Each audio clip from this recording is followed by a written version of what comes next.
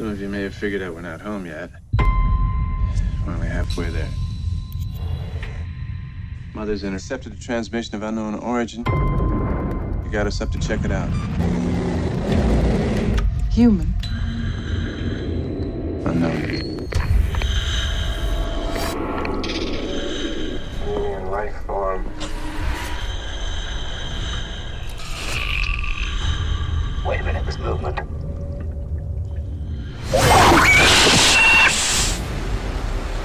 What happened to Kane? Something has attached itself to him. We have to get him to the infirmary right away. What the hell is that? Oh, we gotta get it off him. It's got a wonderful defense mechanism. You don't dare kill it. There's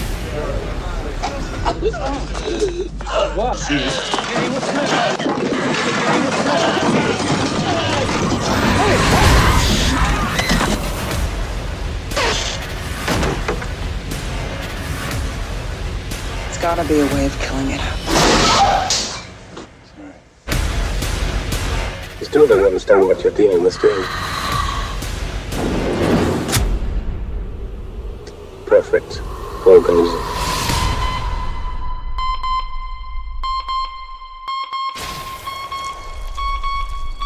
Get out of the way!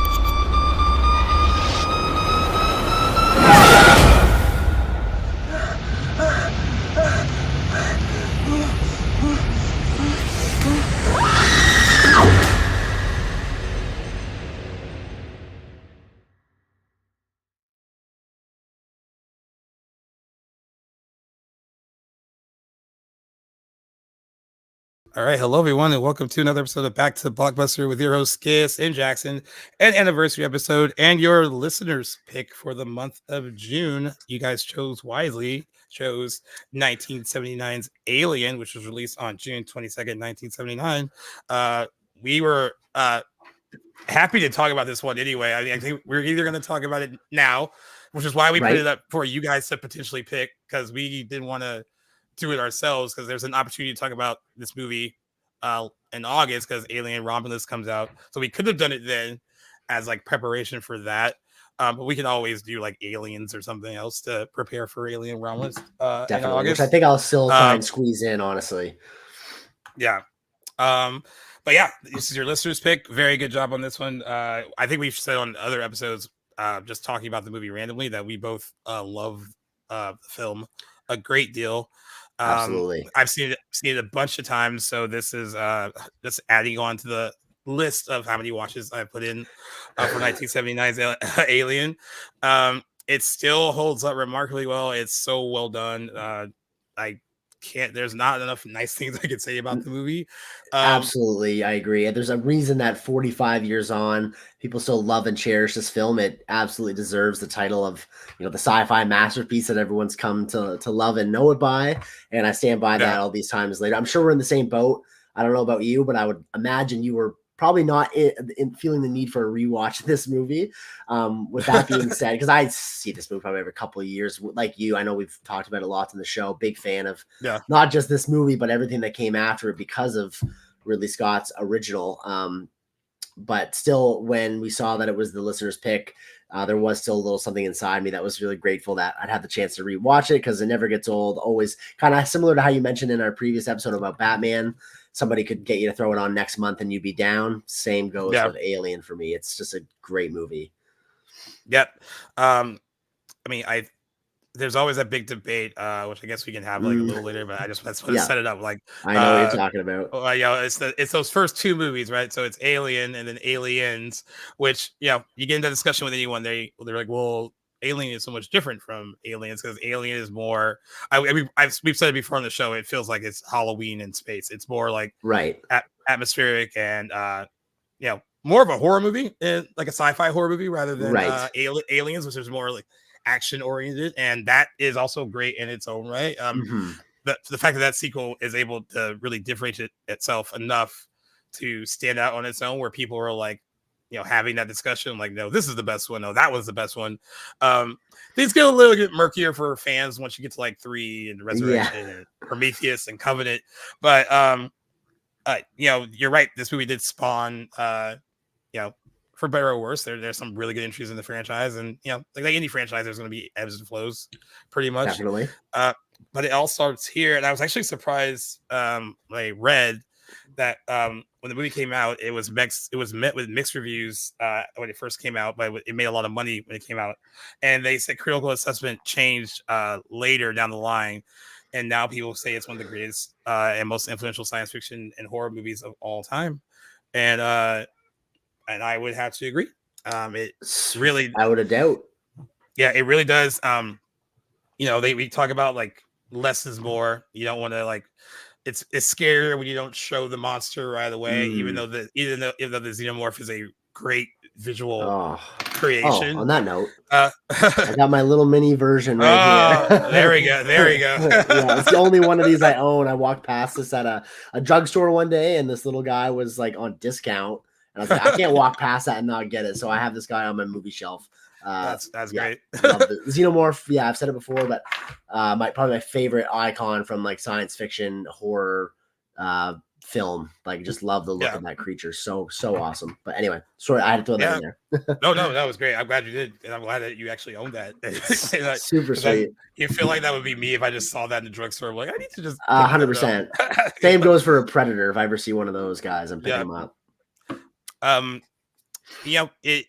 think it rightfully so kind of redefine what these kind of movies could be, and it certainly has influenced other movies. I mean, I can see hints of this in something like Event Horizon, which is a movie that didn't really do that well when it came out, but another movie that got reassessed later as a cult classic. There's definitely shades of Alien in that movie, and I think the best thing about it is that it gradually builds to the terror and all that. There isn't it's not like it starts off with a bang or anything. It just kind of I love that it's a little bit of what someone might call a slow burn today, but it builds to a really fun the amount of tension and atmosphere in the movie is ridiculous. From the jump, right? As soon as our characters wake up from their cryo sleep, we can tell that there's sort of tensions that have kind of been left behind, presumably when they went back under, and then most notably between Lambert and Ripley, and between Ripley and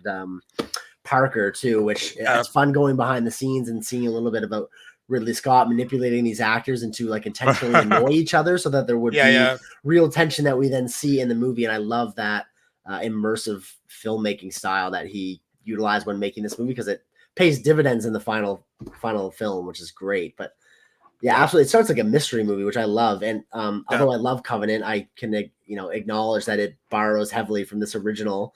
But very similar opening where the crew was kind of hastily awakened from their cryo sleep to investigate some unknown radio signal from this planet that they hadn't discovered, and they go to investigate it, and then the horror ensues. I kind of fault Covenant a little bit for openly taking from this, but it's a great way to start the movie without getting right into the terror. And you're right, it builds so naturally once we get back to the Nostromo and the characters end up dealing with the titular monster. But did you want to I don't even know if it's worth it. I'm sure everyone knows this movie, what happens in this movie.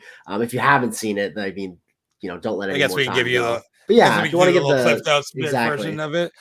So directed by Ridley Scott and written by Dan O'Bannon. Like we said, it came out in 1979. It follows the crew of the commercial space tug Nostromo, who, after coming across a mysterious derelict spaceship on an uncharted planet, find themselves up against a deadly and aggressive extraterrestrial loose within their vessel. The film stars Sigourney Weaver, Tom Skerritt, Veronica Cartwright, Henry Dean Stanton, John Hurt, Ian Holm, and Yaphet Kotto as well. That's the gist of it, and honestly, that's all you really need to know. It's not groundbreaking, but it works, and it works awesomely. I also love even with the way the title card comes up is really cool. The whole kind of slow reveal of all the letters in Alien. I even love that. Me too. I love that it's been consistent throughout the franchise too, with all I don't know about all the subsequent entries, because I haven't seen Alien 3 or Resurrection in quite some time, in my youth. It's been a while for me too. Yeah, I want to go back, but I don't have fond memories of those movies, and I know that they're panned in comparison to the other entries in the franchise. So, but I should go take a look at them. But I imagine that is a theme throughout all the opening credits for every movie in the series. But before we go too much into what we love about this film and why we keep coming back to it, I know we've already addressed how many times we've probably seen this movie. Would you be able to quantify it? And do you remember when you first seen it? I'd love to hear about when you discovered this movie. I think it would be in like the 15 range, maybe. Okay. Wow. Yeah, I've seen it a lot. It's one of those movies that like I like to share with people who haven't seen it. Yes, it's awesome. That's the fun part about it. I was very young when I saw it, though. I was a kid, and probably too young to watch it because it did scare me as a child. And it's fun. And you think as a kid, like maybe you wouldn't be all that interested in it because like it doesn't like jump at you right away and like present the monster to you right away. But right. It, like you said, it's a gradual attention that builds throughout it that works. And honestly, like the first time you really do see it is pretty startling when you finally do get a view of what this thing is. Yeah. And then also, even from there, though, even though you have like these little gradual like images of it, some of the reveals of it, even subsequent ones, are still kind of like in the shadows, kind of like not as like out there as they could be. Like, some movies I think would, once they reveal it once, be like, all right, let's just throw them out there, throw it out there, like since you've already seen it. But I love like it's still this kind of hidden, sneaky kind of thing that's like among them, and they're trying to figure out like what this thing is, and because gradually kind of dispatches them, systematically one by one, almost like a Michael Myers in Halloween, like very systematic in how like it takes them all out. I don't know about you, but I love how instead of just getting the full shot of the alien, which I think we do, later in the film, not for very long, but we see most of its form. But like you said, for the majority of the time it's on screen for, I think, like a cumulative 4 minutes in total from what I read on IMDb anyway. We do get these close-up shots of it kind of lingering in the darkness and popping out at people. And I love that it takes advantage of like, the darkness of the Nostromo, the ship, and kind of blends in with it. I think that's a really great idea of like turning the ship against the crew. Which has been like a motif it's been lauded for this movie too, and I think it really works well in establishing some of the traits of the Xenomorph and how it's able to adapt to its environment, one that it would have been unfamiliar with, and just adds to how terrifying a monster it is. That our crew, our main character, should have an advantage over it. They're on home turf, and it's still able to kind of outsmart them and hide from them in their own backyard. Yeah. So what about what about you? First? You said you couldn't quantify it, right? Like how many times you? Yeah, no, off camera. I don't know. I would say somewhere near you, maybe not quite 15, but like plus 10 for sure. Showing a few people it over the years. Almost got the chance to show my girlfriend when we watched it on Canada Day, but she elected to nap instead, which was fine. She's not. This is a little bit old, I think, for her. 79. I think it actually, on that note, because of like this movie being filmed like with the Nostromo as a set, I think has really helped age this movie really well.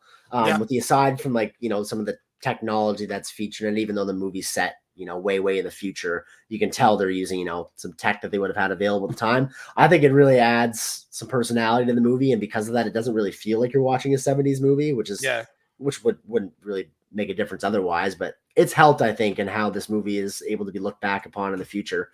Anyway, off a tangent here. Couldn't really tell you for sure, even like how old I was when I first saw it. I know for sure that I would have seen, because growing up when I was really, really young, like Dad would always be on the weekends throwing on a movie on the Sci-Fi Channel, and I remember several times that movie would end up being Alien versus Predator. So that was really my first experience with the Xenomorphs, and I loved that movie growing up. I have more of a contentious relationship with it in adulthood. It's not nearly as great as I remembered it as a kid, but so I always at least knew what the Xenomorphs were, knew that they were kind of from their own different set of movies. But when I first got on to Alien, it would have been like maybe my early teens, young enough to appreciate it and not really have known much about it before. But also at that age where the more I watched it as I got older, I'd appreciated it more. So it was definitely a love at first watch, though. This movie's always been endearing to me. Yeah, it was pretty instant. Even though when I was young when I saw it, you can tell, like, I was pretty young when I saw Halloween, and I could tell even being young that was much different from other horror movies. Stood above the rest, right? Yeah, you're right. And God, even like the key art for this movie is really good. Just some of my favorite parts about it. Yeah, and I love that too. That I love that hides what this thing is as well. Like, you could have easily just thrown like, the Xenomorph on like the key art, poster and giving it away there. But I love that it's still just a secret thing until it doesn't have to be anymore. So that, I mean, it really knows how to play its hand and play its hand really well. And yes, it does. And it's the way that Ridley Scott decided to film it and like, present it that way, I think was the right choice. Because you do once stuff starts to go down, you earn every moment of it. So it's that's why I like kind of like the gradual build up in movies like this, where it's like, all right, we're cooking now. So this is like, even the poster of this movie is one of my favorites of all the posters I've ever seen. It is such an iconic one. As soon as you see it, you know exactly what it is. Title aside, it's so ominous looking. Like, I need to get a big copy of this to have like in my movie room someday, because it's like one of my favorites.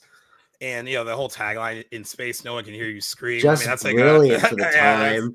Yeah. And how did no one make a movie and name an alien before that, right? Like, I know. Great. I'm so glad that title was available to them, because it would be so different. It reminds me of Halloween. Like, when it's another where they're like, has anyone named their movie Halloween? Better snatch that. I can't remember. I know that this one had a different operating title when they were in the production, and then I think Ridley Scott noticed how many times the word alien was used in the script and pivoted and thought, oh, maybe we should name it this. But I can't remember what the working title was before that. But whatever it was, glad, the events unfolded this way, because it just wouldn't be Alien without that title, without that poster, without the design of the Xenomorph. It feels like it all coalesced and made this movie and franchise exactly what it is. And any detail being slightly different would just kind of feel wrong. So I actually was just looking at this, so I'm glad you brought it up. They had like a few different working titles. Okay. There was one was called Memory, which was like, most of that was about basically about the crew of astronauts after they awaken on their voyage. So that was kind of like the core of the movie at first. That's how it started. And then there was also, where I just saw it, how they just did that cost. 1 second, I can pull up in just a second. Mm-hmm. Okay, so Memory, Star Beast was another one. Star Beast. I think that's the one that I had read that I was thinking of. Yeah, which is interesting. Yeah. And yeah, those are the two. But yeah, it is something as simple as Alien. That it sounds like it wouldn't be as like eye catching, but it works. Right. In 1979, so there was nothing. Yeah, like what are they going to find themselves? Discovering out there.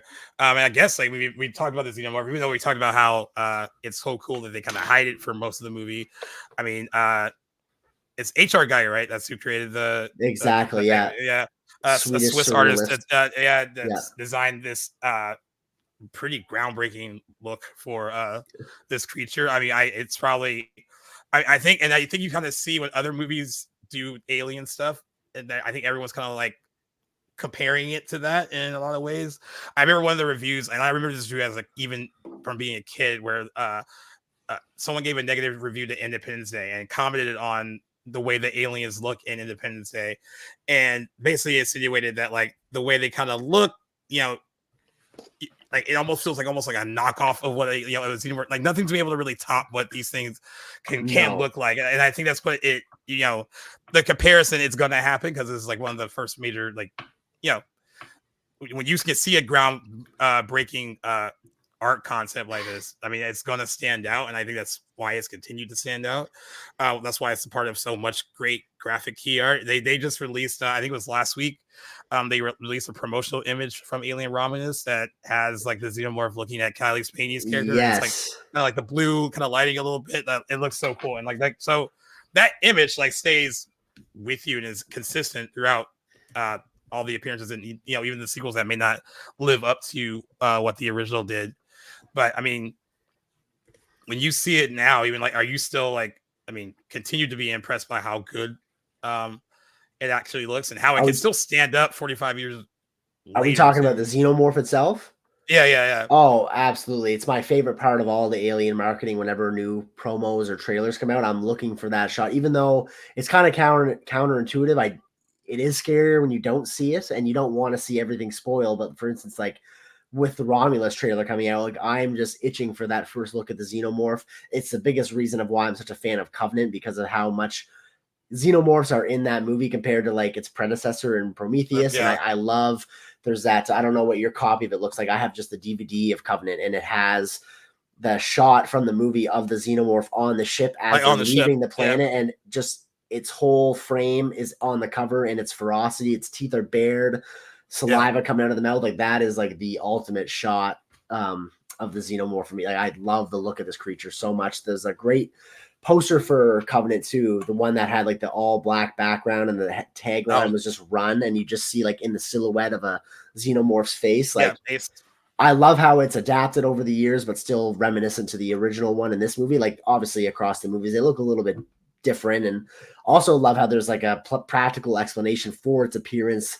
canonically throughout the series, because with different hosts, the Xenomorph looks slightly different. There's like a dog as a host in like Alien 3, I think.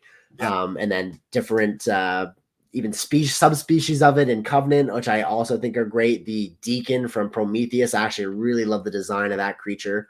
But yeah, like I said, favorite, like the iconography of this character, like throughout sci-fi horror, is just never going to be top for me, I don't think. I think a close second is the Predator look. Predator, those are pretty badass looking too, but there's something just so, I think the decision not to give the Xenomorph eyes is like the cherry on top of what makes this thing so terrifying to look at. But yeah, you know, even from like everything about the look too, like it like there's something about the way it looks in certain shots. It looks so black that it's so like sleek, like you could almost like feel like you could see your reflection in it if you like, into it. And then of course some of the like shots of its mouth where like it's opening and it's just like basically like salivating pretty much. Like it's just so cool how they threw it together and actually made this thing pretty scary. And then like, you know, sprinkling in like some explanations as to, you know, like you said, like, yeah, in different movies, it's, you know, different hosts and all that, but also not giving too much away where it's like, let's explain it to death, where it kind of loses its luster a bit. Right. Which a criticism I have of Covenant is how they kind of go about trying to explain the Xenomorphs, like engineering. I love the idea of it sort of being this mysterious organism in the deep corners of space that humans kind of just stumble upon. I don't think it really needs a genesis. It's scarier to me as just being this breed of parasitic alien that hides in the darkness of space. I don't really love what Covenant did for that. I'm excited to see how Romulus tackles that if it bothers. I don't know about you. What do you find better? Like, do you want a concrete explanation for this creature, or I think sometimes mystery? That ruins the mystery sometimes when you try to over explain things. I mean, man, and I know it sounds like we're just talking about Halloween, but it's good comparison to the movies. But like, it is. That's why the Halloween remake bothers me so much, because that first hour of that movie is a whole like kind of Rob Zombie, you know, trailer trash backstory for why Michael Myers is the way he is. I feel and even I won't even just fault Rob Zombie. Even with like Halloween 2, which I do enjoy, like from the one with Jamie Lee Curtis, like the original Halloween 2. John Carpenter admitted that he didn't even want to write that. It was a movie that was made because the first one made so much money, and they were like, "Hey, like we need to make another one." Right. So that he threw in the whole like, well, Laurie is his sister as well angle into that, which gave the character more motivation to be pursuing her. But then that kind of like, you know, for me, that character is scary in the first one because what he does seems to have like no rhyme or reason. He just randomly chose her in that first movie and her friends, and kind of just stalked them throughout the night until he got rid of all of them until she was all by herself. And I think that's scarier rather than giving him the whole like, well, this is, you know, that's his sister. Motivation, that's motivation takes away from him. Yeah. I agree. So, when I watch Halloween, I try to watch as a standalone. Yeah, so like with this, you know, with Alien, I don't like a ton of explanation because like I don't want it to, you know, kind of demystify what that creature is, and a lot of it works is scarier when you don't really know a lot, you know, going into or going. You know, I don't mind sprinkling in like a few little things to kind of give it like a little bit of character, I guess, or like, you know, you have to like, I guess when you keep making more of them, I guess you have to eventually throw in some kind of mythology into this kind of thing. But for sure, to justify more sequels, I get it. But yeah. On that first movie, I love the fact that you don't really know a lot, and I think that's great. Yes, that what we are treated to for sort of some background in Alien, that I love that it's not addressed, that Ridley Scott clearly had some ideas that he wasn't keen on expanding for the audience at the time this came out, and particularly like on the plane, on the moon that they land on, and where they uncover like the eggs, and we see the space jockey at its seat with its chest ripped open. Like, I love that he just put in that as like maybe some seeds to be explored later. And I really, really love Prometheus for sort of giving us some context to Alien, years and years later, to what that scene, how that might have happened, even though that particular scene isn't from the beginning of Alien, but we at least know who the engineers are now. Alien obviously lets us know that how that space jockey ended up dying from the chest burster. And then, of course, with James Cameron's addition, we know that there's a queen out there that laid all these eggs. Like, I think that he did a great job, Ridley Scott, in the first one, at kind of laying some seeds for other future filmmakers to sort of expand upon. And James Cameron, 7 years later, was the man that actualized those ideas, I think, in the best way they could have been, which is what I love about Aliens. It's kind of back to your earlier point about this argument. It's kind of hard to compare them. It's a little bit apples to oranges just because of how different they are. But I love Alien, or I love Aliens because of how brilliantly James Cameron was able to expand upon that universe. But Alien works great as a standalone too. And, gonna love both for different reasons, but yeah, it's interesting too, because with there are seeds of Alien in Aliens. Like, you do see some of the like kind of visual approach that Ridley Scott took in the first movie in Aliens, but it is quickly, like, you learn pretty quickly that this is going to be more action driven than the first one was. And I think it's kind of cool in retrospect that James Cameron got to do that, because it, like, he's responsible for taking, Sigourney Weaver's character, who holds her own by the end of the movie, but she certainly is a much different beast in Aliens, right? She is seasoned, and she's gone through some stuff in the second one. But he took that character and turned that into a stronger female lead. And he did this same thing with like Linda Hamilton and Sarah Connor between the Terminator and Terminator 2. So James Cameron knows how to he has this knack for taking these characters that start out one way and then expanding them into something else completely different, because that would be the natural progression for Ripley from the first movie to the second one, is for her to be proactive. She's been through this already. She knows what this thing is for the most part, so her character would have to be different from film to film. But Definitely. It is interesting seeing, like, even though she's a softer version of that character in this first movie, you still even see shades of like her strength that she develops, in each subsequent film, particularly in Aliens, though.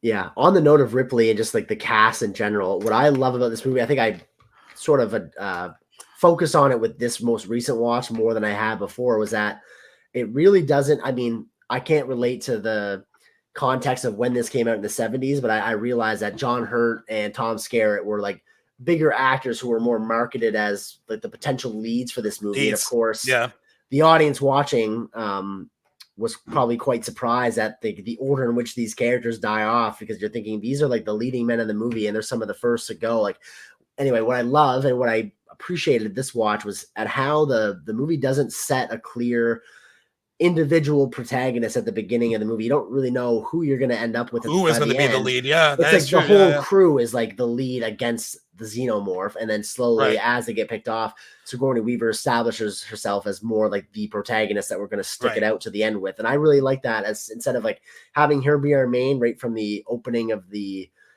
title shots and everything, I thought was great. It's Kane, John Hurt, who we see the camera first linger on when he's coming out of cryo sleep, and you think, oh, this is going to be our lead. Like, if we're using other films as a historical context here, and then he ends up being, 45-year-old, spoiler alert, first to go, and one of the bigger, more marketable names at the time. I really think that was some genius writing and directing between Dan O'Bannon and Ridley Scott. Yeah, I agree. And, and also there's something that Roger Ebert wrote about the actors in the movie that he thought really worked and made them more convincing as characters in the film. Like, you actually believe that they could be astronauts, or like they don't feel like actors playing roles. And he said the actors in Alien were older than was typical in thriller films at the time, which helped make the characters more convincing. None of them were particularly young. Tom Skerritt, the captain, was 46. Hurt was 39, but looked older. Holm was 48. Harry Dean Stanton was 53. Yaphet Kotto was 42. And only Veronica Cartwright at 30 and Weaver at 28 were in the age range of the usual thriller cast. Wow. Yeah, many recent action pictures have improbably young actors cast as key roles or sidekicks, but by skewing older, Alien achieves a certain texture without even making a point of it. These are not adventurers, but workers hired by a company to return 20 million tons of ore to the Earth. And actually, that's the best way I think to describe that. That is a great point to note on for this movie. Is like, and their age is not addressed within the movie. It's sort of irrelevant, and it makes the characters feel more realistic as just everyday laymen who are working a job and happen to come across this force of nature. And yeah, he's absolutely right. I never considered that before. I knew Ripley, Sigourney Weaver was like young. I knew that she was at least in her 20s, but I never really thought to contrast her age against her co-stars in this movie. I'm surprised to learn that only her and Veronica Cartwright were really in that age range. That's quite I would have guessed Ian Holm was quite old. I would not have guessed that John Hurt was only 38 or whatever he said. 39. 39. Like, he does look much older. And I like how he put in, but looks older. Yeah. Tom Skerritt too, 46. I mean, he's a good looking at 46, but I would have thought maybe he'd be more in his like early to mid 30s. So that's pretty interesting. I think like people back then have a more timeless look to them now than people do. Like, I think just age is different, obviously, now 50 years later. And I think it's interesting too, because Sigourney Weaver looks, you can tell that she is young, but she conveys a certain like maturity in that performance. I wouldn't guess that she was 28 when she made the movie. Exactly. That's a credit to the just proper casting and good writing and good acting for everyone. Well, so when you first saw it, I guess it's the same thing for me. You don't really know, like, the character of Ripley and Sigourney Weaver, like that, she probably stands as one of the most significant iconic female lead characters in these type of movies, right? Is it interesting watching that in subsequent movies when you do discover, like, in pop culture, how important that character has become? Do you watch the movie differently, or do you look at certain things that she does differently in the first one, or how do you view her? I don't suppose I do. I'm always like, in subsequent watches, other than like the first couple times I'd seen it, I'm now acknowledging that, this character is, one of the ultimate final girls, one of the ultimate characters just in like sci-fi horror history. But again, I chalk it down to like her role in the first movie, in at least the first half or 2/3, isn't building towards that. It kind of just naturally happens with the flow of how the characters sort of die off. And I love the movie for that it doesn't try to pitch us any one character to latch onto from the beginning. It's kind of like a free-for-all, and we're just along for the ride to see who we end up with. And it's kind of up to her to step up once it's pretty clear that they're not going to win this thing, and it's her idea to abandon the ship and take it out with it. No, I always look at her as like on par, equal with the other castmates. It's just she happens to be one of the last men or women standing. I feel that way more about Aliens. I'll put it that way. Not so much in this movie. In Aliens, she takes more of that fundamental lead role. Because by the time she does Aliens, I mean, she got nominated for an Oscar for Aliens, which is crazy. That doesn't really happen. Yeah. That's really happened for movies like that. No, certainly not at that time, probably either. Yeah. But yeah, I do agree. I mean, it's not something until later in later viewings that I paid that much attention to the fact that not necessarily that she takes a back seat, but you're right. Her becoming the lead-ish final girl, is organic. It's not really like you're looking Yes. It's not really you're looking at her like, oh, she's going to be the one that, makes it to the end. And that's a really smart thing. I think they said the way that Dan O'Bannon wrote it, they said when they developed the story, he focused on writing the alien first and put off developing the other characters. And he also wrote the roles completely generic. They made a note in the script that explicitly states the crew is unisex and all parts are interchangeable for men or women. So it just seems like he created them all. He created them all as a ensemble. It seems like, and there was no real one idea of like, oh, who will be the lead. But I guess the way it was written, it just does happen organically that it ends up being her. And I do agree with you. I'm glad that they don't like telegraph that right away. That you're like, oh well, she's the one that we're gonna be holding on to for dear life until the end of the film. But but that wasn't something I noticed until way later watching it, that she really isn't like the clear lead when you're watching the movie.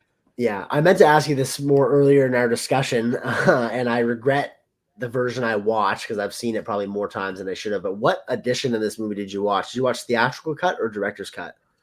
I watched the director's cut. I knew the answer, but I've seen the theatrical cut a lot too. I mean, but both are good. I mean, It's I not one of those I glaring. only watched right. And Ridley Scott is known for, he always has a director's director's cuts. cut of his movies. This one I think Yeah. isn't that significantly different. There's a couple like scenes, but anyway, so I have the have you ever seen the Alien and Predator, like the pack of all the movies? Yeah, so that's what the edition of Alien that I usually watch is from that pack, and it's just the theatrical edition. I don't even think there is a director's cut like option in there. And I foolishly didn't even think to seek out the director's cut for this episode, which I really should have, because I was watching some reviews and reading stuff and then taking the time to dissect the different scenes and stuff. But it wasn't until afterwards I thought, and it's funny because I don't know about you, like I've cycled through both watches before and I'm expecting scenes in the theatrical cut that are in the director's cut and I don't remember. And so I'm like, oh, where is that scene of Ripley flamethrowing Dallas? Like, or the big one was Veronica Cartwright slapping Ripley. I was like, where does that scene happen? When is this going to happen? And I was like, damn, like I must be watching the edition that doesn't have that scene in there. So if I was a little bit more better prepared, which is my own fault, I would have liked to have watched the director's cut, but I don't actually own it. So I got to get my hands on that next. Yeah, I also got to get my hands on the 4K of this because I have Aliens on 4K now. There's been some debate about the Aliens 4K. It's the one that came out recently with True Lies and The Abyss and Aliens. Like James Cameron oversaw the 4K remaster for Aliens. Nice. Some people think it's really, really too sharp, too clean. I need to I actually haven't opened it yet, so I probably should check it out. But then when I was looking through my stuff, I was like, do I have Alien on 4K? And I was like, no, I just have it on Blu-ray. But I mean, I'm sure still better than me. Yeah, I'm sure it looks great in 4K as well, because that was another thing about it. For a movie that's 45 years old, I think visually it holds up really well. Oh man, yeah, it's a beautiful looking movie, and I know this is 1979, but I think the budget was $11 million, which is pretty middle school, for a movie like this that takes place in space. And I think one of the other things about the movie, I heard that it took them a while to want to even greenlight it because they were like, no one's really interested in movies like this, and you can thank 1977 and Star Wars for making Fox go, okay, maybe people aren't. Now I think it's funny that they're like, Star Wars is nowhere near a horror film, so I wonder how they were just like, all right, people, let's do this, but make it like horror in space. And I get that, but I'm glad that that movie in itself also kind of helped spawn studios can make these kind of space epic space films. I would add into Steven Spielberg the same year doing Close Encounters of the Third Kind. Yeah. And just these big mainstream directors making a turn to space-based epics. Even though that one kind of involves aliens. Alien and space kind of movies were sort of breaking new ground at the time. So yeah, probably very much to blame for Alien happening. Are you familiar at all with how Alejandro Jodorowsky's Dune adaptation kind of melded into this? Have you done or heard anything about that? No. So I know, to sum it up basically, and I won't take up too much time, but great history and backstory into the making of Aliens starts way before with the first attempt at Dune before David Lynch's in 1984 was by a Chilean-French director, Alejandro Jodorowsky, he's done a few movies, none of which I've seen, but very acclaimed foreign director. So he got his hand on the rights of Dune and envisioned it as a 12-hour total production broken into 1-hour episodes, and it was going to be this humongous financial endeavor.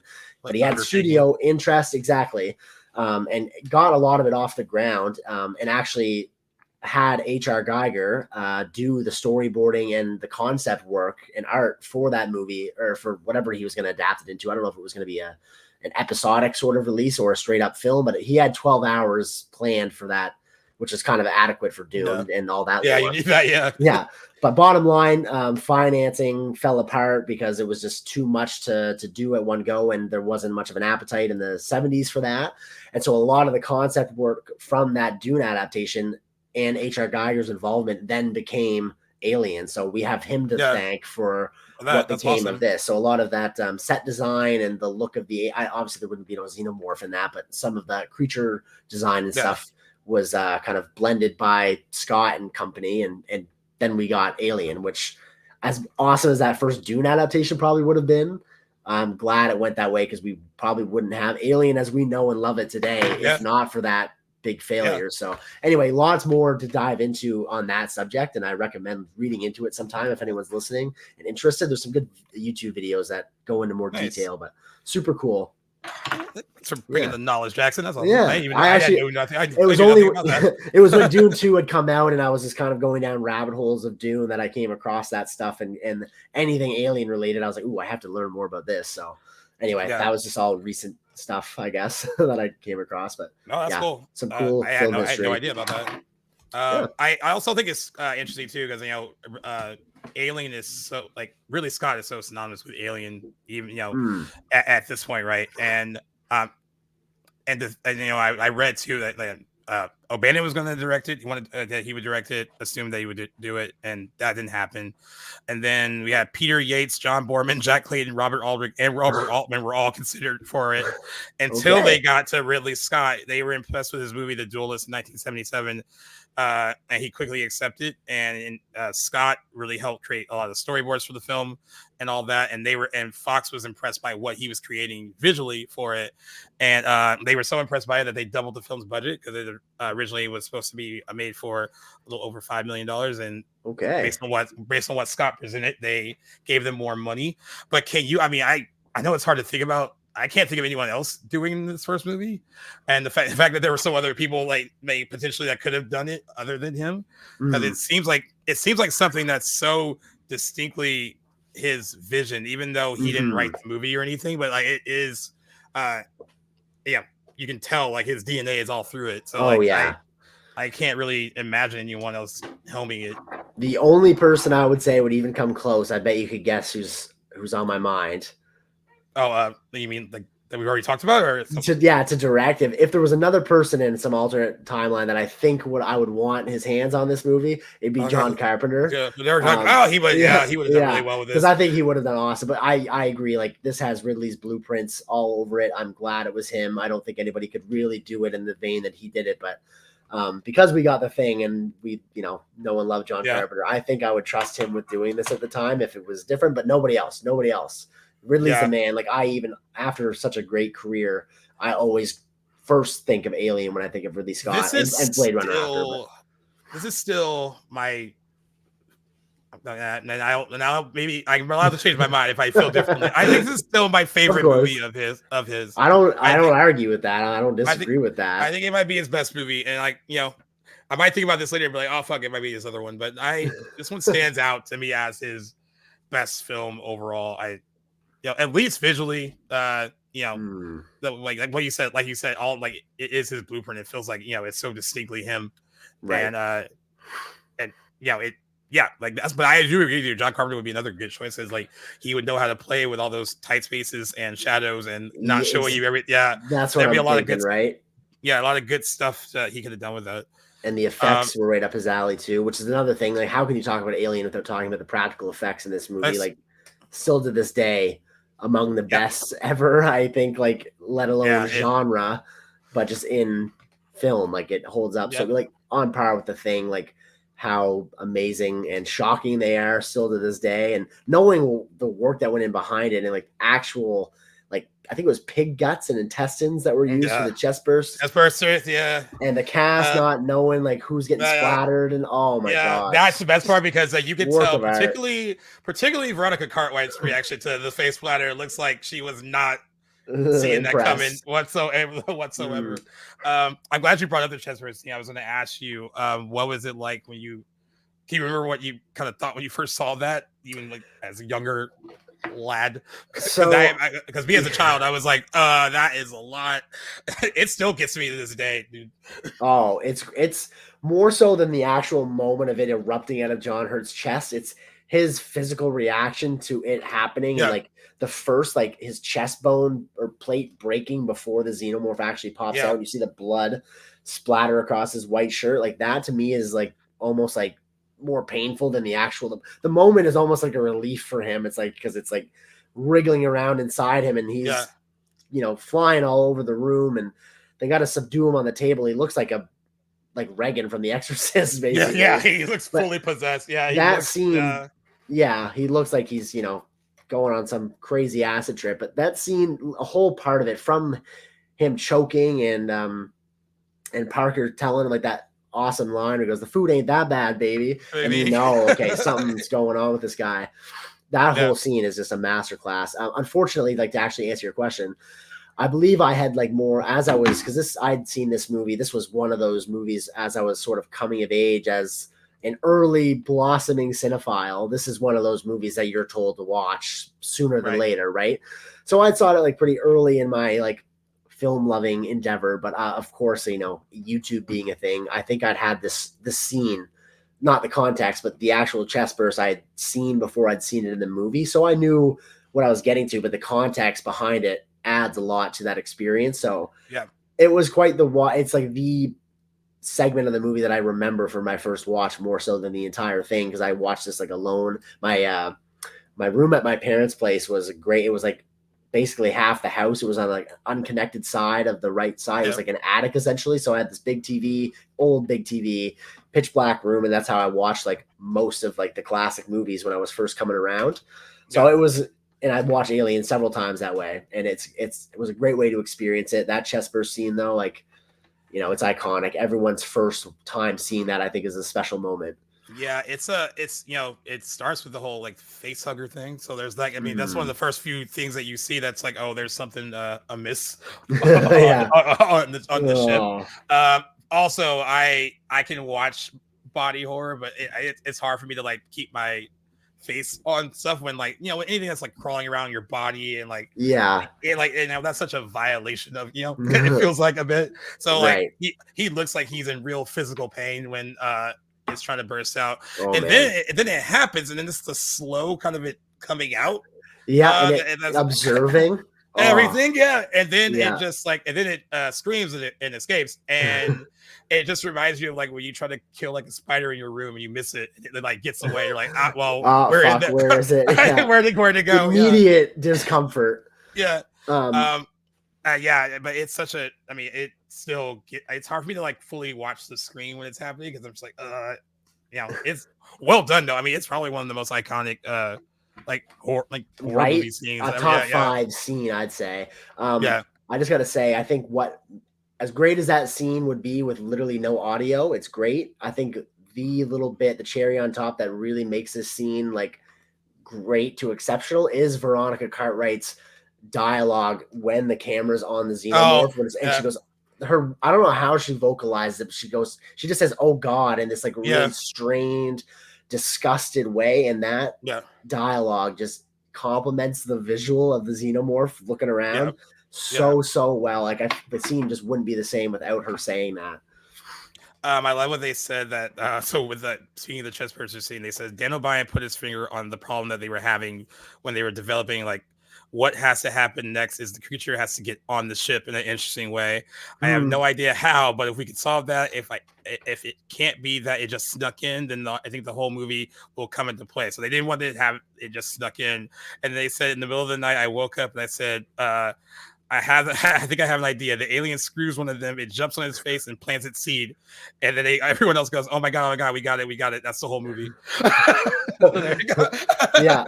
So that whole impregnation concept of this movie has like lent to, I think there's a whole like, because Alien's been dissected in a million different ways, and there's a lot of different ways you can look at this film, and one of the persisting themes of this movie that I remember like looking upon like years and years ago is the idea of like the male rape and how the Xenomorph impregnates its victim, specifically with it being a man in John Hurt, like being the first time we ever see that done. And that like really psychologically disturbs a lot of people, and how the implications of that. And I think it's a great genius, like stroke of genius, in how they conceptualize getting the alien on board through that method is just like another thing that sets the Xenomorph apart in sci-fi, in the monster pantheon, right? Is not only like its method of breeding, but like all the different stages of it are just so unique, and we don't really see that in any other sort of horror figure. So just hats off to that idea. Is, you know, you said it came to him in a dream, or he was sleeping when it came into a dream. Like, it was like, and I love how like it sounds so silly reading it. I like how it sounds so silly reading it. Like, it jumps on his face and screws him and plants his seed. Like, but like that is like I do like that more than like it just snuck on or like I mean, I guess the movie could have worked if you did it that way too, but not nearly as there's like the violation of it too, exactly. And like, I mean, because like, I mean, we talked about like the chest bursting scene itself, the whole face hugging thing that it looks like awful, like it's just like the suffocation and all of it too, like like having that thing like fully wrapped around your face and then like sting around your neck, like it's just all of it is just so you feel that kind of disgust of it, and then once you like you said, once you really think about like what it is doing to him, because you don't really know that at first, because you're like oh like forcefully impregnating him down your mouth. right so that is that is for sure. So in my my post-watch research, which I've gone through the IMDb trivia of this movie like several times, but one thing that caught my eye this time around, which I thought was an interesting tidbit, is the writers and Ridley Scott, when they were conceptualizing this idea in the script, as you mentioned, like the cast and crew, like the characters, I should say, were kind of conceived like androgynously, and there was no gender attached to each character. But when it came down to the facehugger scene and who it was going to latch onto, they specifically wanted to avoid it happening to a female character because of the implications of like this sexual assault. So they thought this is in best interest in having it happen to a male character, which in film at this time and even long after is not something that you really see on film. So even though it's not your conventional, sexual scene or sexual assault depicted on film, it goes so much further than that and is so, like you said, violating and disturbing to audiences all these years later. And I think that their sensitivity to it not happening to a female character has paid dividends in how it affects like male audiences. Yeah, and I also think it's interesting too because that concept in itself, because then you end up having like this strong female lead by the end of it who becomes like the image for these movies down the line. So for it, I mean, important for it to not happen to someone like her, if it was happening to someone like her in the movie. It is interesting, I think, to have like the sensitivity even in 1979 to be like, this is the implications of what this means or what this looks like is a lot worse if you do it to a female character. So I totally buy into that. Of course, we do see that happen in like some of the other Alien installments. As I mentioned, Alien versus Predator, I'm pretty sure there's a one at least, if not multiple, females that get it. And this is kind of coming back to a point about the facehugger that I commend the later installments in this series, is that with the different victims of the facehugger over the years and in the different decades that it's depicted, we get to see sort of different angles and different methods of it doing its thing. And I know that in Alien versus Predator, one detail that always like grosses me out about the facehugger scene is we actually like see like what's I guess believed to be the embryo kind of going down the gullet of one of the victims, and we see in the Alien Romulus trailer there's a great shot of the actual tube going down one of the male victims' throats. Like you actually see that side-on view of it on his face and the tube going down his mouth, where you don't see anything like that in Alien. You just are like left to your imagination what's going on underneath it.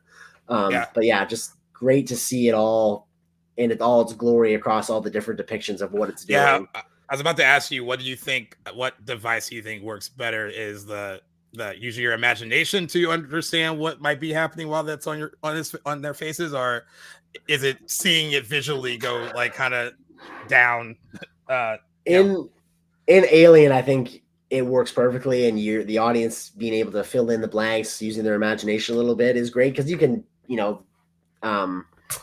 devise after the chest burst scene that it was the facehugger that planted this embryo in there, even though you don't see it put anything in John Hurt. You just know it's attached to his face and it's keeping him breathing somehow. But then in later installments, kind of seeing some more intimate looks at what it is doing and seeing it put the egg inside, I think kind of improves upon Alien, and that we kind of get a closer look at what it is doing in Alien. I think it's executed flawlessly in this movie, though. I wouldn't change anything about it. And not to mention, like, would have been a little bit more difficult to film, but using the imagination to kind of connect those dots, I think works in this film's favor. Great. Yeah, I think so too. Definitely. And you brought it up earlier with the whole Nostromo. I love like the what just the isolation of where because they're so vulnerable being in space. There's nowhere to really get out of the situation that they're in. Right. And then like once the face hugger, chest purchasing, all that happens, now they're on this ship with this thing with them, and they don't know what it really is or like how quickly it can develop as quickly as it does, how much of a threat it's going to be. Yeah. So like that's another added tension and that's even some of the things you don't see. That's just your mind being like, oh, this is that would be an awful situation to be in. Like there's no real escape from what is going to happen to them. No. I mean, of course, Sigourney Weaver figure something out, by the time the movie's over. But like, for the most part, they're like on this thing while this thing is essentially grows and gets, is smarter and is stalking them at certain like. So that's another reason why I think the movie, at least from a horror standpoint, really works. I'm glad you bring that up because there was a scene I love. Again, I think a universal thing about a movie as timeless as this is that it gives you new things to pick up on or appreciate on subsequent watches. And that was the case with a couple different things this time around. One of which was I never really noticed the significance of, I imagine this is in the director's cut. It was in the theatrical cut, but right before Brett's death, you see that he picks up like the molted skin of the, so that it's kind of like, it's evolving. It's potentially yeah. getting bigger. You could see that look conveyed on his face when he realizes what it is he's picking up. And I just always thought, oh, he's picking up its skin, whatever. And I knew that, as soon as he walks around the corner, he's in the room with it and he's going to die. But this time around, I was just kind of intently watching this scene and I shouldn't forget his name because Harry Dean Stanton, his face in that scene when he kind of just innocuously picks up Brett, and then kind of his face really conveys that he's realizing the implications of it's kind of like a snake or something. It's shedding its skin, it's evolving. It's how big is it now? It's just a really great and then it just kind of comes around like it's a snake. And that's what it kind of feels like you're like, so one thing I was disappointed at is I couldn't find this. I was looking for this scene when I was watching it, but apparently I think it must be just an addition in the director's cut when he enters that big room with all the chains and stuff where he inevitably like dies. Apparently there's a wide shot where you can see the Xenomorph just hanging in the ceiling, in like a ball or something. I couldn't find it when I was watching it. I was looking for that detail, but anyway, just another reason to go watch the director's cut. You can't, and it's interesting too because I've seen, of course, both, right, where the wider shot shows it like that, and that is kind of creepy and scary. Right, because your eyes don't adjust to it right away. Like you're kind of like you something is there, and then it just kind of gradually you see what it is. But there also is something in it, like in it not really showing that. If you were to watch another cut in the movie, like it's almost like you don't really need to see it coming, and it's also scary in its own right too. But that shot is really cool because your eyes don't really adjust to what's happening until it's like. And then once it does, you're kind of just like, like a little bit by the time it happens. I think that would make it so much creepier, like just you seeing it and him not knowing that it's in there. Follow that fucking pet cat. I guess there's no way. I'm like, Jones is toast. I'm not looking for the cat. No, great cat performance though by Jones the cat. It's so funny. Everyone's been talking about great cat. I haven't seen it yet, but apparently at Quiet Place Day 1, everyone is talking. Making jokes about that cat deserves like some kind of award because apparently the cat's performance was amazing. I guess he can got some points down the line from Jones. Being perhaps a good professional cat performer. A lot of great cat performances, which is awesome. On that note, the what are they called in the what are they called the aliens in the Quiet Place? Angel something? Death Angels? Angels. Yeah, they kind of evoke a little bit of Xenomorph in their like spidery appearance and big appendages.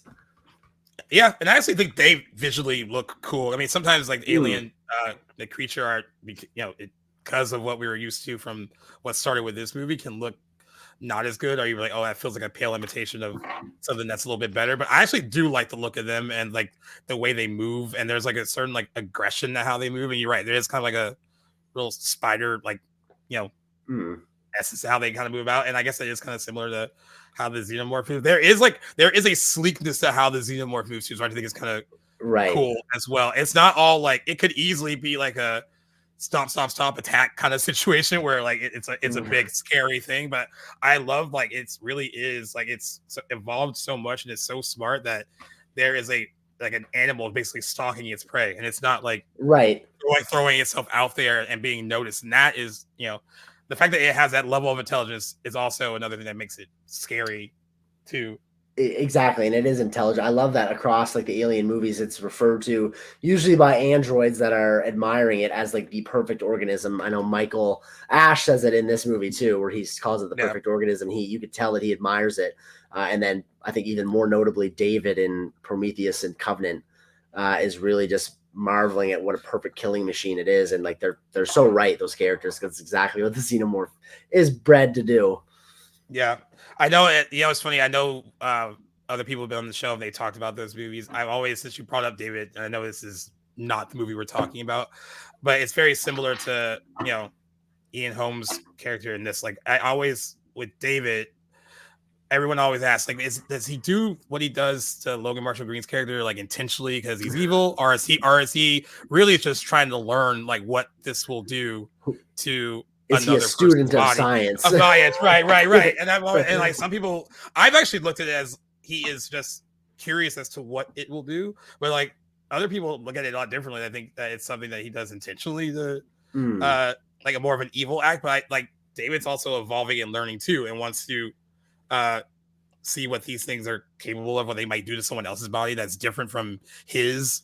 Right. Yeah, I've always thought about that. I know everyone gives different answers as to what those motivations are. I've wondered it myself too, and I've watched Prometheus several times as well, and I find myself sort of flip-flopping between. I think now I kind of settle on it's kind of a hybrid where he is genuinely interested in what the goo will do, but on the other side of that coin has no interest in the lives of humans and looks at them as his guinea pigs, and for humans to sort of be cannon fodder to his experiments. So a little bit, which to us would make him evil. He might not think of himself as evil, but I certainly think that he is evil and curious and blends those two things. Yeah, he's a great character. That's a really great performance too. As well. Oh man, yeah, absolutely. I want to see more of David. I do too. I also want to add too that a lot of what makes the Alien work too is that they actually did have someone in a bodysuit for a lot of the film scenes. I do not want to butcher this person's name, but someone's in the suit. I think the last name is Badejo. It's Balaji for the first name. Yes. And I guess he was 6 foot.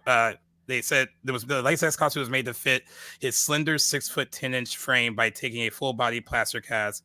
Scott later commented that the alien takes on elements of the host, in this case a man, so that's why they really wanted someone to be and he attended Tai Chi and mime classes to create convincing movements for the alien. For some scenes, such as when the alien lowers itself from the ceiling to kill Brett, the creature was portrayed by its stuntman Eddie Powell and Roy Scammell as well. Powell in costume was suspended on wires and then lowered in an unfurling motion to get the desired effect in the movie. Neat. And Scott chose not to show the full alien for most of the film, keeping most of its body in shadow to create a sense of terror and heightened suspense, like we said earlier. The audience could thus project their own fears into imagining what the rest of the creature might look like. He says every moment is going to be very slow, very graceful, and the alien will alter shape, so you never really know exactly what he looks like by the time you see him. Yes, which I love, that every time we see it, it's sort of, we don't know if it's a different size or what else has changed about it. But I do love, I gotta say, even though it's not so much in this movie compared to other iterations, but I love the Xenomorph in full form. I agree, and I think it, like the Jaws or Michael Myers effect of showing the Xenomorph, works great in this movie and in other Xenomorph featured movies. But it in its full form is just such a beast to behold. It's just so great to look at. But I'm glad you brought up. I'll just try it. Balaji Badejo. I think it is. There we go. I never bothered to. I had scrolled past the actor before, but oddly enough, so I kind of going back a couple of minutes to when I mentioned that I love this movie for picking up new things. There was a little tiny Easter egg that I noticed for the first time while watching it for the show. Was I just, for whatever reason, when I was kind of looking at the cast before the movie and just reading up on some stuff, I took particular notice of the guy who plays the alien's name. And then sure enough, like very early in the movie, and I actually went back before we started to record so I could find out when. It was at the 9:30 mark, so 9.5 minutes in.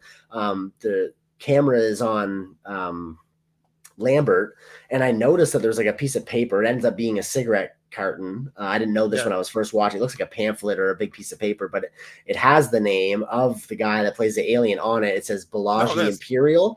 Anyway, so I guess like in Tarantino style, they sort of made a brand of cigarettes in the universe of Alien, inspired by him. Like it's his name. That's where they got it from. And I was like, what? I know that's the first name of the guy that plays the alien in this movie. Why is it on a piece of paper?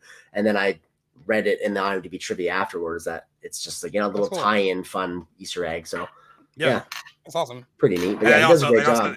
He does. I mean, and also because like, I think in a lot of today's movies, like they not saying, well, I guess, Ridley Scott did this in Alien Covenant, where like there has to be shots of it that aren't practical and not someone in a suit. I mean, I guess the scene that you referenced, which is the cover of like the Blu-ray or whatever, that is something that would have to be done, I guess, today. Like not as it's more of a visual effect than anything, but it really does add a lot to it, knowing that there's a physical thing in it, and it does. Gives, like a computer could do everything, right? It can do so much, but I think there's that human element that just isn't there unless you have someone that's an actual human being doing it. Absolutely. And I think that's why that it works in this movie so well, because there's actual physical people inside the suit. And I mean, and then like the fact that he took the time to like take mime classes and all that stuff too, so he would know how to move in a certain way. And like that's crazy. Yeah. So like I'm a big fan of Alien Covenant, where a lot of people are not. But I got to say, one of the things that is hardest to get by with in that watch is the CGI aliens in that movie. I love that there's more Xenomorph and Neomorph, carnage in that movie, but there are scenes where it's like, this could have been done at least maybe hybrid, practical and CGI. There's definitely moments like the ones you mentioned where like, that's the best case to do with CGI. And I think for the most part, it looks great in that scene. But there's a scene like when David uses, I can't remember his name, but Billy Crudup's character, the captain in Alien Covenant, as sort of like the host for the Xenomorph, and we see the little baby CGI Xenomorph in that scene. Great scene all around, but it looks very much like CGI, which is unfortunate. But you just can't be practical. I agree. And and especially in today's age, I guess people are going to expect something that isn't practical for some reason. That doesn't make it right, though. Yeah, it doesn't. Some people think that visual effects and like CGI looks better today, and I guess there is an argument to be made for that, because there'll be a certain certainly, and there'll also be a certain pocket of the audience who's like, it looks like this was made in 1979, like they saw it because it looked new enough to them, right? We talk about that a lot, even with some of my friends. I guess some of your friends are like, if it came out before this year, I'm not gonna watch it. Too old. It looks bad. Alien holds up so well visually. Definitely, actually won the Oscar for it in 1980, right, for visual effects. Visual effects. So it still looks like it. Like you said, that there's an added bonus to having most of the movie take place in the Nostromo. Like it gives it like a bit of a timeless quality, and like doesn't really feel quite dated. And there's some hairstyles and stuff that look very dated, but like whatever, right? But the setting itself doesn't feel dated, and I think that's why the movie visually so looks arresting 45 years later. I know we can probably gush about the movie all night. the way we're talking about it. Time's just flying, right? Like you're absolutely right. It's so well done. I think it is his best movie. I might change my mind later, but for now, I think it is his best film that Ridley Scott has done, and it really did kind of set the standard of what kind of like this space horror kind of stuff would be from other people trying to make movies like this. A lot of people have referenced being like inspired by Alien in a significant way, and whoever, you can feel it however you want about the subsequent sequels, and some have been really good, some have I won't even put Prometheus in that group of like, I love Prometheus. I'm all for a more thought-provoking because at least the ideas in it are interesting. Like, I mean, like I said, when last time I rewatched it, I think I was like, I didn't realize that nothing really happens until like over an hour into the movie, but I was so into the concepts, the story it was telling, and the ideas that it was presenting that I didn't really care that there was no real like action until later in the film. So that's a sign of just good writing and keeping the viewer interested. I can understand why audiences that aren't into that would be like, well, there wasn't enough of this, there wasn't enough action, like where's the Xenomorph? And then I think when Prometheus came out, it towed the line of like, is this related to Alien? Is it not related to it? Kind of would go back and forth in its marketing a little bit initially. Yeah. And I think that had a lot to do with like people's problems with it. Pissing them off by selling them one thing. And giving them something else. Yeah. Yeah. I feel it's like a distant cousin to Alien, even though canonically it is a prequel and we see, glimpses of that universe in Prometheus. It definitely doesn't feel like it's in the direct family of Alien movies, even though it totally is. Just probably a marketing mishap. Yep. But and it's interesting around. Yeah. And then that's too much. Yeah, not for me. I get people's complaints with the movie, but I have such a soft spot. Those are the most like those reviews. I was like, man, you guys Ridley Scott was like, hey, you got mad at my cerebral science fiction movie.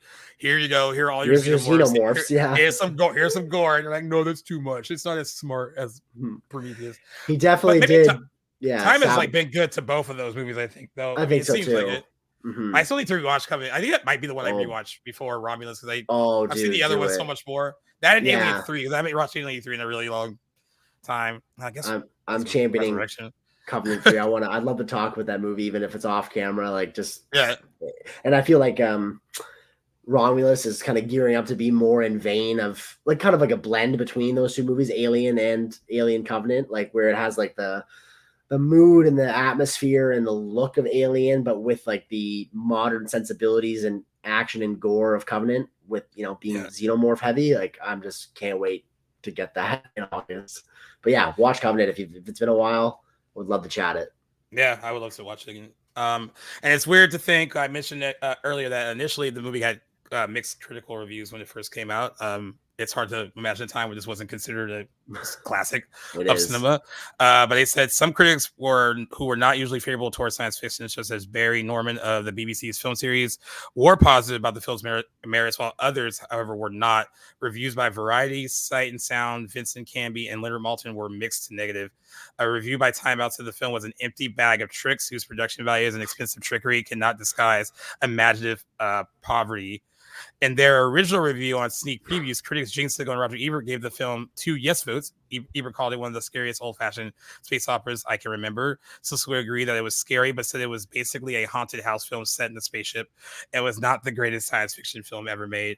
He still gave it 3 stars out of 4 in his original print review, calling it an accomplished piece of scary entertainment, and praised Sigourney Weaver as an actress who should become a major star. It's hard to believe that she wasn't then. But yeah, and Meryl Streep was actually up for that role too. He's I forgot about that. I read that yesterday. Yeah. And I can't imagine it. I mean, wow. I'm sure she would have been great. I mean, she's a great actress, so like totally. But I can't see anyone else. That's such a signature role for Sigourney Weaver. I can't imagine anyone else playing it. One last thing that Siskel said in his print review, he said among the film's disappointments for him was the final shape of the alien, which he thought was the least scary of its forms. Interesting. Not like the final look of it, which I was like, all right, whatever. Okay. I beg to differ. But it has been reevaluated after its initial release. Most people say they credit Star Wars, like you said earlier, Close Encounters of the Third Kind, and 2001: A Space Odyssey, along with Alien, for setting the blueprint for what these films can look like and how they should be made. And it was added to the National Film Registry for being culturally significant as well. It's a higher honor could you bestow? Yeah. It is interesting to think that, Halloween had the same problem too when it came out, and the initial reviews for that weren't abnormally positive either. A lot of people kind of viewed it as like a basic kind of knife picture, basically. And Right. it was the Village Voice review and Roger Ebert's review actually that gave it 4 stars out of 4. Then compared it to Psycho, that made people go back and rewatch it again. And then all of a sudden, everyone was talking very highly about it. But it's interesting to think about how time changes perception of movies. Sometimes Like just got to I would think this marinate came with out. people. I would think this would have came out the gate, but I guess like at the time, a lot of these like kind of science fiction space movies weren't a big thing, other than like Star Wars, with being one of the biggest ones at the time. And then of course the movie actually was very financially successful, I believe, through all of its initial release and subsequent re-releases over the years. It's made $184.7 million worldwide on an $11 million budget. And for better or worse, it has spawned a media franchise of films, books, video games, and toys.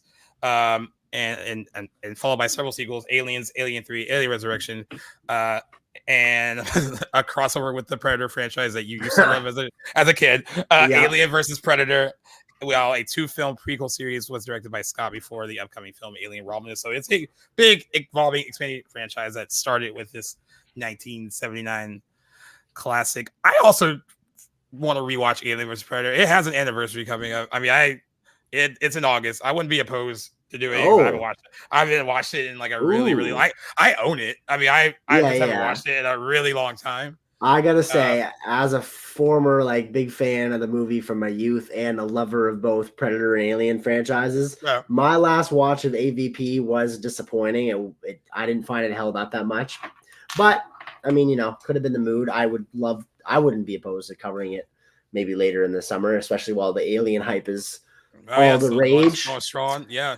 We also, I just noticed, like, I was kind of just surfing, like, while we were chatting here.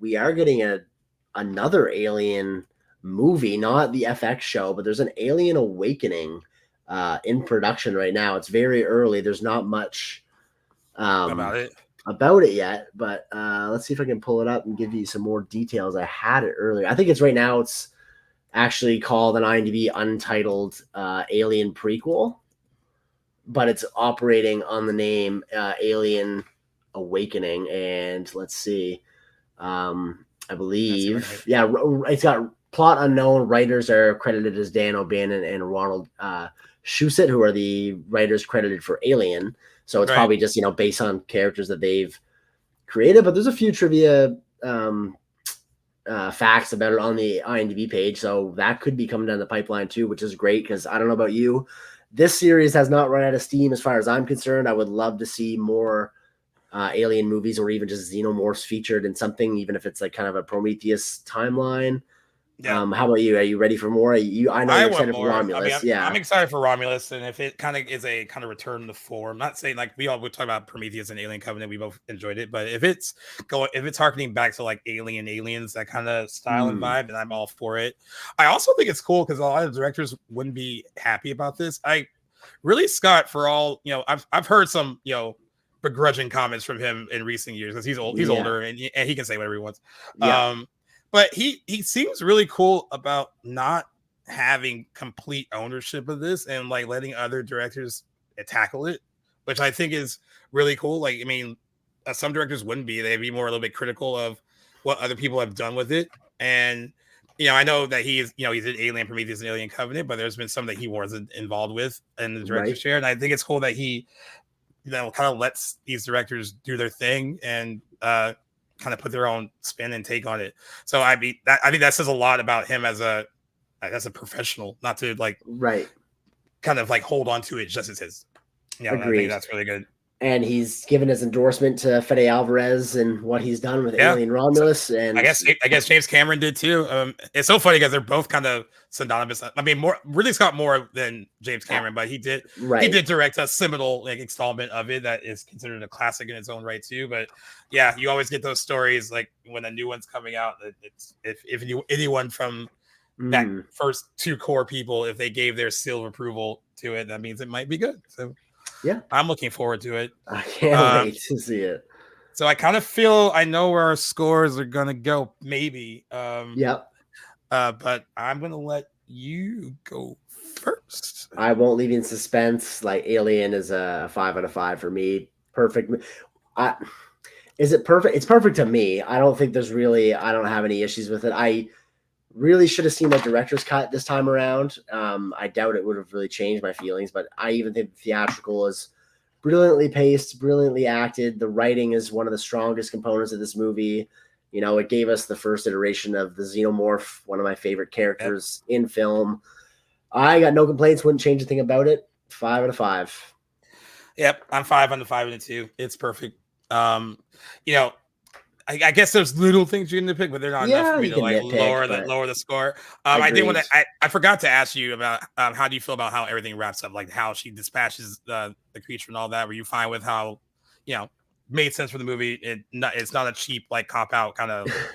It only becomes a cheap cop out in the sequels when it's just redone. But they do it again. Like as the original ending of this movie, it works great. How else would it have gone down, right? I mean, I think it's brilliant in the way that they couldn't have just shot it because it has acid blood, and that creates such a harder way to get rid of it. Yeah. Even Ash didn't have any hope for them to get rid of it. But they have his sympathies, as he says. So I think it's brilliant. She outsmarts it. This perfect predator. I think the ending is great. Not a spoiler alert because the movie's not out yet. This is just kind of theories floating around, but there's scenes in the Romulus trailer that some people seem to suggest might hint at a return of the alien from the end of this movie that we're chatting about, which is interesting.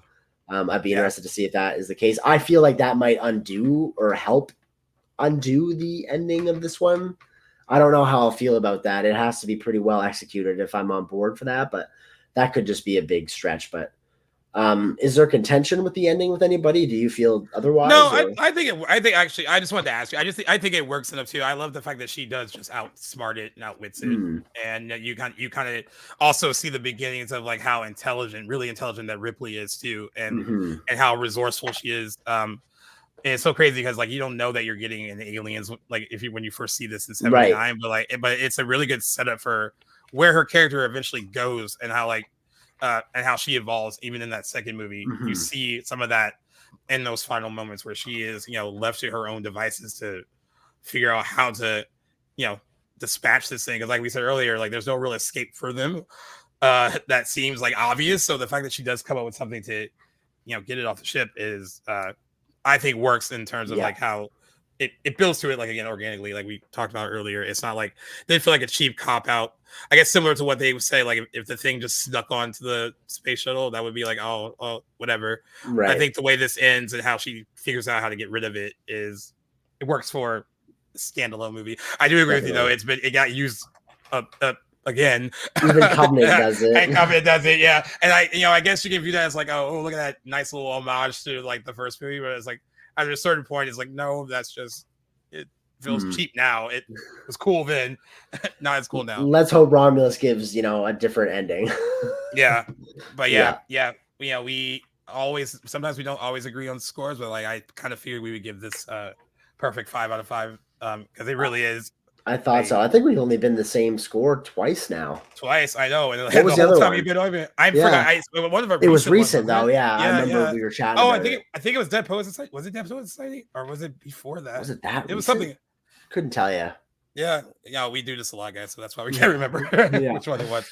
But yes, definitely in unison here. But it still holds up. Anyone who hasn't seen it, you should see it. I think at this point, most of you who are listening to this are probably fans of it in some regard, but definitely something you should seek out if you haven't. Because 45 years later, rewatch. I mean, it holds up. 45 years later, it still holds up, and perfect timing because August is almost here. Alien Romulus is almost here. You want to refresh your course, at least start with this one, and I think you'll be able to see why people are still hungry for this franchise and why they're so excited for a new entry to it, because it all begins with like this really cool, really tension-filled atmospheric like beginning that I think holds up really well. And to answer that original first question, I still don't know which one I like more. I always give the edge, a slight edge to this one. Yeah, but I think you're right. I think they're so different. You're right that it's hard to compare them. But if I had to like for repeat viewing, I think I could watch Alien more than Aliens, and that's just a matter of personal preference. But not see like I I agree. I think I'd probably give the edge of this movie, but there's things in Aliens, like Bill Paxton's performance, like brings me back to that movie. Like I think Aliens has one of my favorite lines ever of dialogue when Ripley hits the Queen with the "get away from her, you bitch" line. Bitch. Like literally just like I YouTubed that scene the other day because I wanted to hear it. Like there's so many great scenes. The whole game over, man. And I think the only thing that is better than one Xenomorph, to James Cameron's credit, is a fuck ton of them. So that is one thing that I love, that he made like a hive in the army, an army of them. Like that, I think could have gone wrong maybe with other franchises, but was a great addition into this one. And I think they're both great in their own respects. One is a great action movie. One's a great, more straightforward horror movie, and both have a lot of kick-ass parts in between. But great. I guess I don't really have a conclusive answer. I think it depends on the day. Yeah, it might change with the win. But that is your listener's pick, by the way. Yes. Thank you, everyone. Thank you for picking this. Yeah. Not gonna lie, I wasn't really like pining for this watch, but like when you guys picked it and I knew we were gonna get it in, I was grateful to go back to Alien again. So thank you for voting. I think we subconsciously thought you might pick it, so it kind of took the. I know you did for sure. I thought it would come down. Was it between this and Mean Girls? No, so this was June. So I think The Notebook was one of them. The Notebook. The Notebook. Sorry, that's what I meant to say. Yeah. I'm the one that I've been picking these all wrong. And I think in May, I thought you guys were. I think it was April or May. I can't remember when Mean Girls. Now I think it was April. I thought you guys were going to pick that, and you didn't. And I thought for sure The Notebook. Jackson's mom was one of The Notebook. I was honestly looking for a rewatch The Notebook, so I was fine with it too. But that's our listeners' pick. Thank you for picking that one. We will have your July listeners' picks up very soon. We know what movies we for sure are going to be covering for our personal picks, but I will be sending Jackson the list of 3 movies in July that you guys can choose from to be added to that. Or one of them will be added to that little clump. And we have one more June anniversary for you, even though it's July 2nd as of this recording. It's been a busy summer, guys, but we've it has. Despite it being busy, we have like shown up and recorded episodes, and we haven't missed a beat. And that is a credit to Jackson making the time and then also working around our really busy schedule. It's a 2-man team over here. So you get a lot of credit too. Yes. So anniversaries come and go. At least we'll get them out there. There's lots to report on in between. And like you said, we've been going strong, haven't missed a beat, working around each other's schedules. It's easier said than done, but yes, Spider-Man 2 anniversary episode's coming at you guys soon. I actually just got that watch in today as of recording. Excited to dive back into that movie too. Yeah. And we haven't talked about it yet, and we won't talk about it until we record it. So that's worked out. That's for us. I need to rewatch it for this, so I'll be watching it this week. Nice. This week. Hopefully, maybe I'll do it before the 4th of July because that's gonna get. Then it's a busy time afterwards. Busy. Yeah, may as well get it in sooner than later. Yeah. That'll be our last one for June, and then we're gonna carry this on into the summer, which are more interesting choices for you guys. So I'm excited for those. Yeah. All right. Well, without further ado, guys, that wraps up episode 182 of Back to the Blockbuster, where we looked at Alien on its 45th anniversary. Thanks a lot for joining us on this movie. I don't think it came as any surprise. Gets our stamp of approval from both of us over here at Back to the Blockbuster. 5 out of 5. If you guys happen to find yourself rewatching Alien anytime soon, be sure to let us know anywhere on the socials what you think about it. Maybe we'll throw up some sort of Alien-related poll. And for those of you looking forward to Romulus coming out here in August, no better time than to get this movie in around its 45th anniversary. So thanks for joining us, guys, on this episode. Find us anywhere you guys listen to podcasts, anywhere you guys are active on social media. You can find us at Back to the Blockbuster. I've been Jackson. He's been Gaius. Thank you again, guys, for joining us on this episode, and we'll see you on the next one.